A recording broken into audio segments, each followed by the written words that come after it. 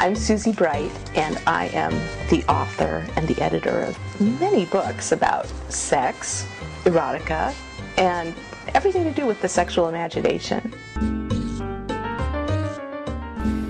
In the public conversation right now, we have all of these overlapping debates about whether or not we're in a different political era that may not be created by Obama, but is sort of signified by this transition.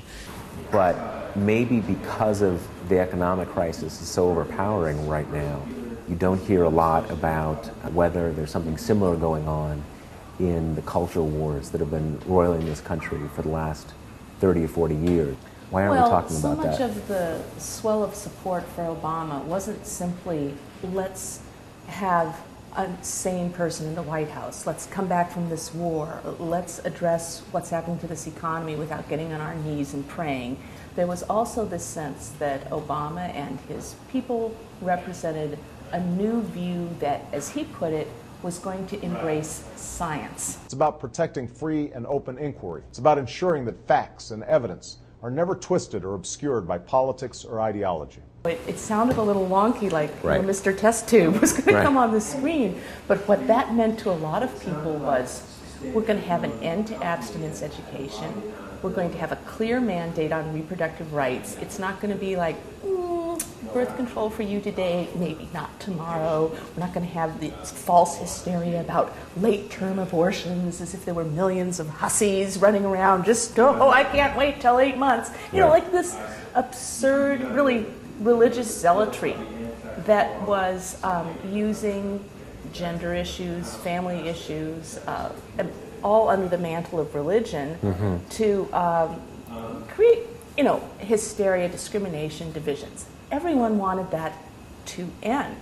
And I think for, voters like myself and many others, this isn't at odds with an economic recovery, because the amount of time spent on bigotry and discrimination and these church charlatan beliefs has been extraordinary. When you think about during the stimulus debate, half of the critical coverage was about a couple $100 million for contraception. It was certainly put forward because the Republicans thought that this is one of those sort of culture war kryptonite that is going to send all the Democrats running running to ground.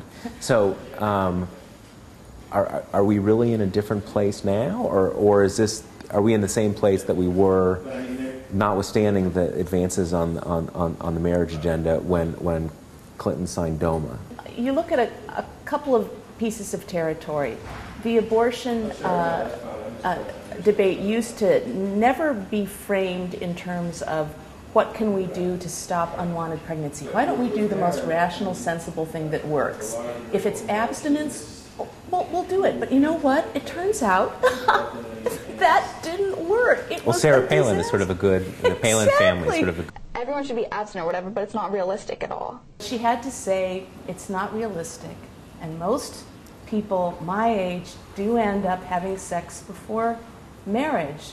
I mean, what a refreshing, poignant, sad little fact that she has to admit in her new public life. Right. But I feel a sense of realism among people. Nobody wants an unwanted pregnancy, duh. But there's this sense of, well, what are you going to do about it? Are you going to wave your little flag, or your little rosary, or your little, all the symbols of your morality, or are you actually going to address this issue? And that is what Obama promised, was a sense of realism. We're going to weigh these things carefully. You need some political battle where people expect the punch will be on one side, but the other side stands up and they just don't. It's the cultural right is sort of exposed as a paper tiger. I mean, the liberal institutions that valiantly carried the torch for reproductive rights, for anti-discrimination policies. All of these organizations have just been hanging on by their fingernails, completely outside of any political influence. Nothing, right? And so now they're let into the room, you can touch the hem of Obama's garment. You know, you are that close. And we know from his past in Illinois and Chicago, he and his family, they ardently supported feminism, reproductive rights, gay marriage, all this good stuff. So we know he's on the right side. The heart's in the right place. Heart's in the right place. Right. Let's go get him. But what we've seen in history is that kind of like hoping that the king and queen will finally do something. I mean, you know, the aristocratic model, that isn't going to work. It's Right. the accountability. That's the most thrilling thing about Obama. For me, isn't all the, you know, what the heart in the right place? It's when he says, I'm going to be accountable. I'm like, really? You are? Right. Okay, let's go do it.